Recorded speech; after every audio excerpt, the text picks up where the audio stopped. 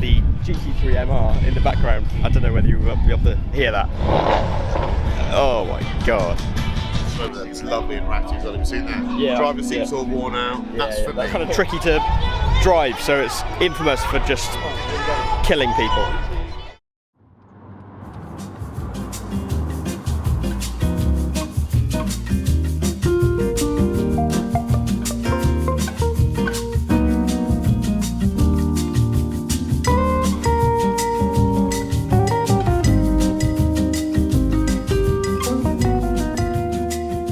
Going to be awesome.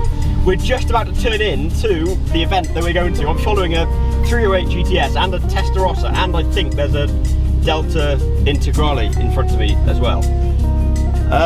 I've arrived, well, nearly, at the collecting cars and coffee sort of coffee run event, and well, we've gone the wrong way a few times, but we have finally sort of managed to nestle our way into where the sign directs us. Anyway, it's going to be a wicked event. Welcome back to Break It Till You Make It.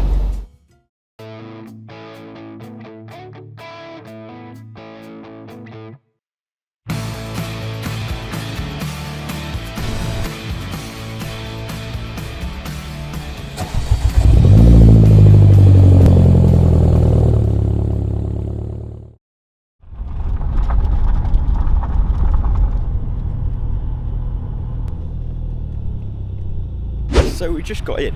It's the most insane event. My suspicions were correct in that about half the people in this event are all Porsches, but there's all sorts of. I've seen a Z8 already, funky looking Lotus something or other over there, classic Minis, TVRs, Nissan GTRs, and then like all sorts of other bits and pieces that are just ridiculous. I just need a moment to take this in, so I'm gonna have a walk around and then oh my god.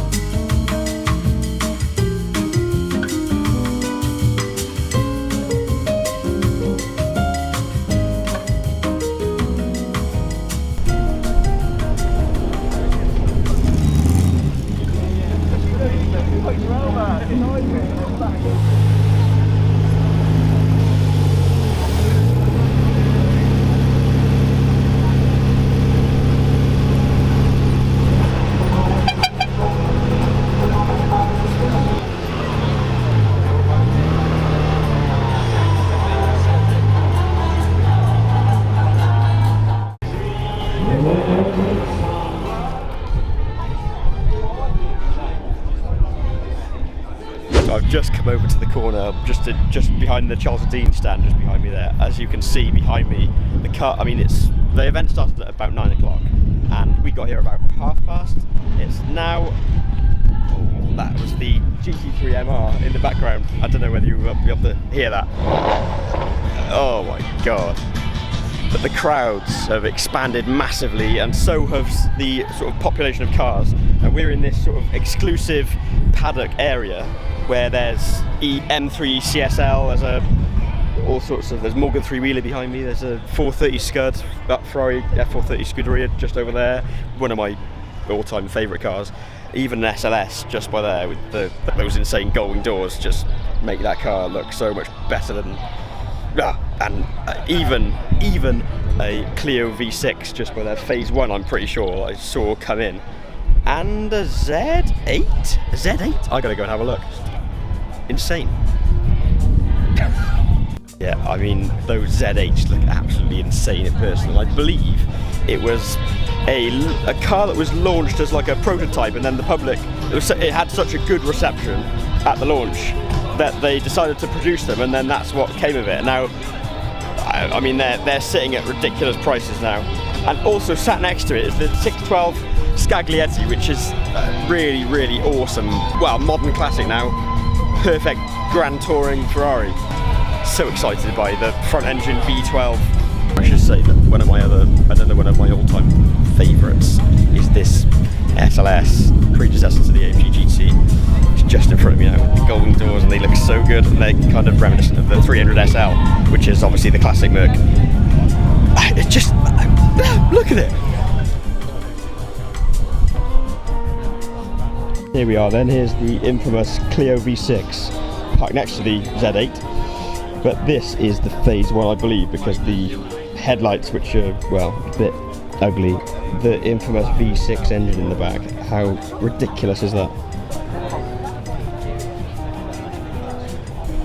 There's far too many nice bits and pieces in this little paddock. Well, I say little, it's massive. But anyway, I think the best thing for me to do is just give you some more B-roll. In the meantime, I'm going to go and get a coffee.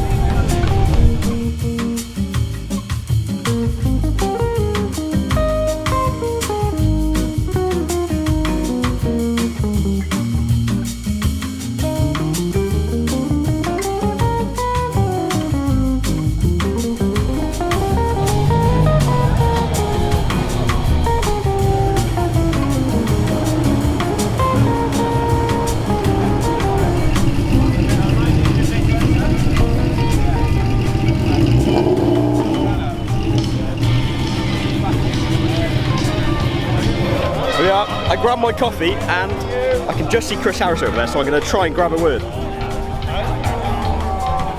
What's your favourite car yet so far that you've seen? You're standing by it. Alright, okay. The Singer Turbo Study is the most stunning looking vehicle I've ever seen. I think Rob's done a great job with looking at it. I mean, look at the colour, look at the depth of the paintwork, look at the shapes, it's gorgeous. Yeah. So I would, there's an old Testarossa over there that's lovely and ratty, so have you seen that? Yeah. Driver seat's all worn out, that's for me. Perfect. So I'd have that Testarossa and that Turbo. Yeah, right. Perfect. Enjoy your day. Thank you very much. Cheers.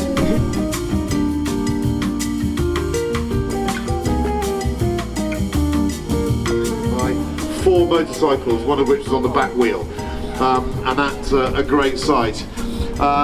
Not much to say other than a big thank you. We really do feel so lucky to have you as a community now, part of Collecting Cars. We have a podcast. If you're not aware of it, please go on to YouTube, you can see it there, or all of the streaming services. Enjoy today, drink lots of coffee. I hope that there's some food for you to eat as well. Yeah, nothing more. Go around, speak to people, enjoy each other's cars, and thank you very much for coming. I'm gonna have to have another look. Oh, while this GT3 RS comes behind me. Just insane. But anyway, so Chris was on about the rattiness of this Testarossa. He's right. It looks awesome. With like, it's actually, you can tell that it's not a garage screen. It's actually been used. It's all the sort of the worn leather you can see, and it's like it's left like that on purpose. Those little details that sort of make it more personable in a roundabout kind of way, and they're really cool. Just leaving that sort of main special paddocky area, we still haven't gone down the further end of the field, I guess, to see all these other sort of, and oh, another Z8. Oh, they are so nice. They're so nice.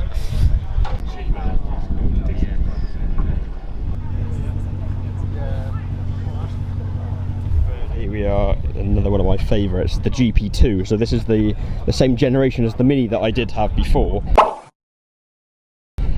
but except it's the GP version, so it's just a bit more special and limited. A few added bits. I'm not entirely sure what is added, but it'd be awesome to, as a sort of collector's piece. It's obviously got the G-wing on the back, which is obviously obligatory, and the really awesome diffuser that comes on these GP cars. I mean, the GP3 is even more insane.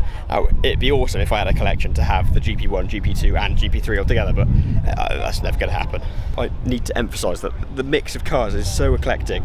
Now, oh, the Beetle there, awesome, nice to see that, cool. Stuff like this Maserati that I'm not so familiar with, and I'm going to have to do a bit more research as to what that is. Maybe you can leave a comment in the description to explaining what it is. But it's a really, really cool vintage, I'm going to guess 70s, 80s shape. There's so many awesome bits. Now let's have a look at this Beetle. This is awesome. I mean, it's in absolutely immaculate condition, and this just really,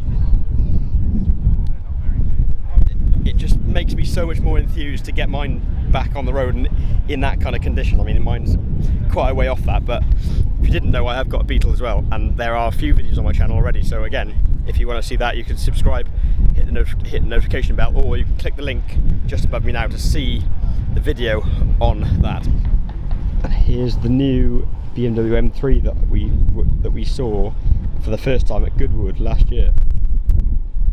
I haven't seen any in the wild yet. That's awesome to see.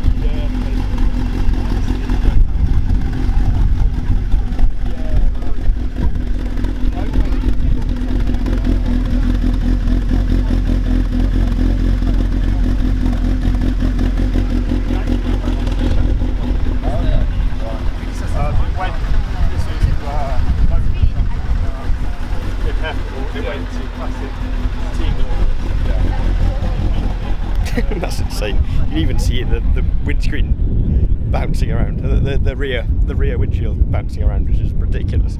Now I've just come through the first layer of car park, and now there's a road which might have been some sort of runway or area where planes taxi, and then on the other side of that there's this whole another field full of the most incredible cars, and yes, another Z8 as well, AMG GTS, Alfa Giulia Quadrifoglio 3, in fact, 728. The list goes on and on and on and on and on.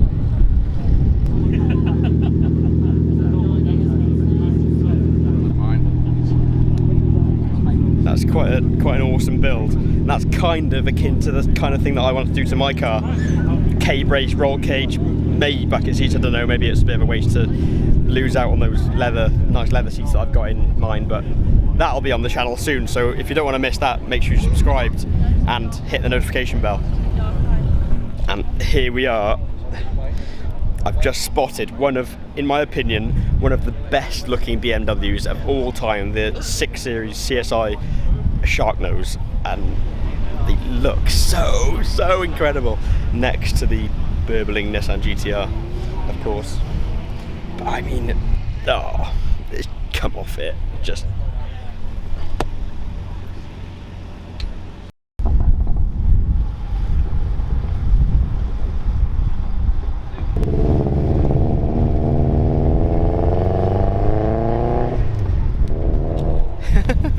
that's what makes these events like this. I mean, I haven't been to this particular event before, the collecting cars one, but this kind of event, that's what makes it so amazing, is you've got stuff like that Subaru going whopping past, and then you've got about 5 metres up the road there's Ferrari Testarossa and 612 Scaglietti, Lancia Delta Integrale. There's even another Lancia that I've forgotten the name of. I spoke to that guy.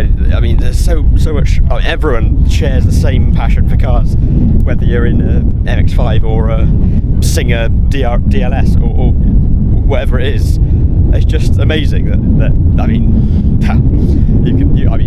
the footage is obviously showing the insanity and the ridiculousness of all these amazing cars. And I mean, again, every time I've done a piece to camera now, I've spotted Lotus Evora or something, or M2 as well. Oh my god, as I was saying, I've been distracted like that every time I've done a piece of camera, because I'm walking along and I just spot another cool car that I want to go and see and find out more about, and that's just awesome.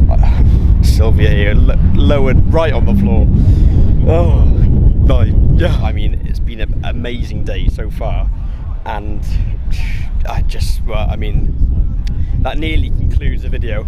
No doubt there'll be more things that I haven't spotted yet, and that's the beauty of this event and the size of it. You wander around in no particular order, you wander back and forth, and there's always something that you've missed the second or third time around.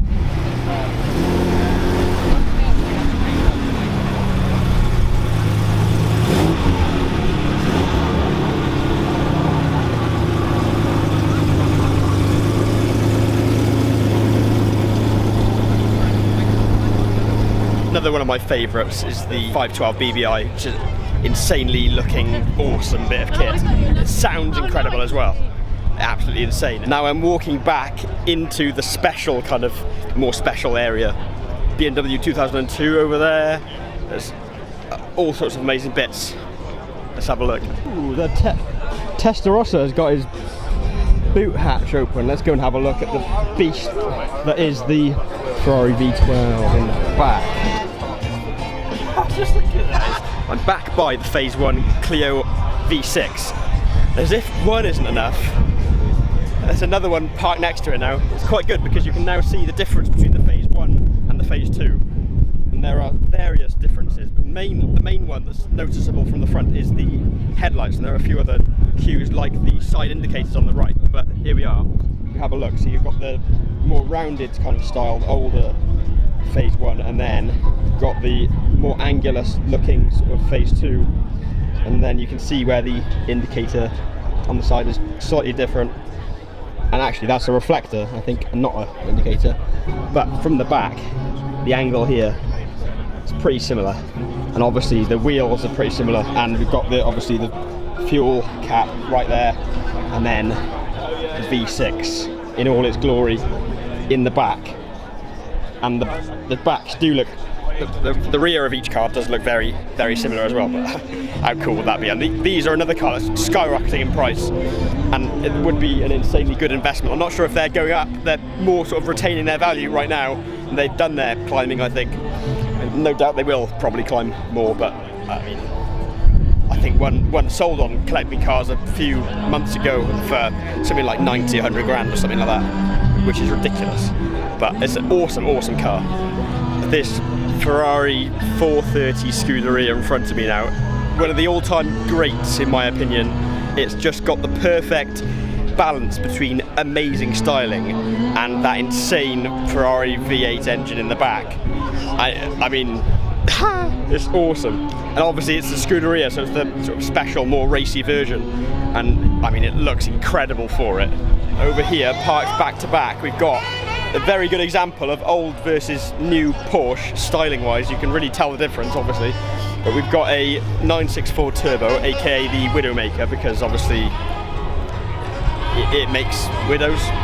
Because apparently the turbo lag is so laggy that it's really playful, and it's sort of kind of tricky to drive. So it's infamous for just killing people. And then we've got the amazing looking GT4 RS. Look at that massive wing with the swan neck uprights, and all of it is just awesome. Another 964 Turbo just behind me, just by there, and I mean, they are really, really stunning cars. Now I've just spotted NSX, which the old version, which I'm sure there's only about like 20, 30 in the country. That may be the right-hand drive version, because I know there weren't many right-hand drives. There's also one just over here, so I'm going to go and have a quick look at that. But anyway, I think if I carry on going, explaining on about my lust for all these different cars and how good they look, and all the different awesome, incredible aspects, this video could last 5 hours. So I think I'll end the video there. If you've liked the video, don't forget to leave a like down below. Don't forget to hit the subscribe button down below. Hit the notification bell so that you're notified on future videos. And I'll catch you in the next one.